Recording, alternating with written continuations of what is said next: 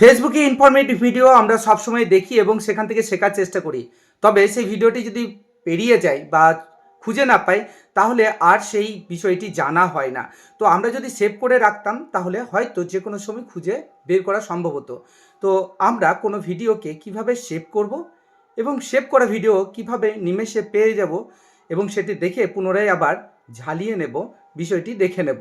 তো আজকের এই ভিডিওটি এই নিয়েই যে আমরা কোনো ইনফরমেটিভ ভিডিও বা কোনো ভালো লাগা ভিডিওকে সেভ কিভাবে করব এবং সেভ করে রাখা ভিডিও কোথা থেকে গিয়ে আমরা দেখব এবং সেটা দেখে আমরা জেনে নিতে পারবো।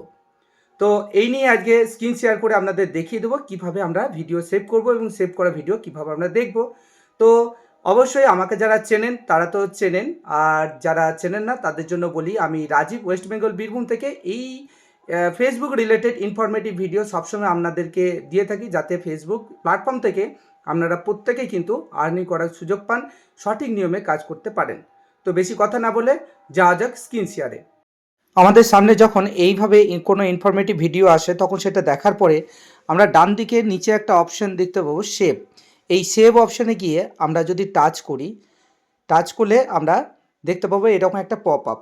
তো দেখুন একদম নিচের দিকে দেখা যাচ্ছে ক্রিয়েট এ সোশ্যাল কালেকশন, যেখানে আমরা কি করতে পারবো, এখানে আমরা একটা কালেকশন নাম দিয়ে রাখতে পারবো এবং উপরেটা হচ্ছে সেভ। এবার সেভ অপশানে যখনই টাচ করব তখন আমরা দেখতে পাবো যে এটি আমাদের প্রোফাইলের মধ্যে সেভ হয়ে গেছে। এই সেভ হয়ে গেছে এই জায়গাতে বাঁদিকে 3টে লাইনে টাচ করলেই আমাদের যে পেজটি এসে যাবে, তার মধ্যে দেখুন এই যে এই জায়গাতে দেখা যাচ্ছে সেভ অপশন।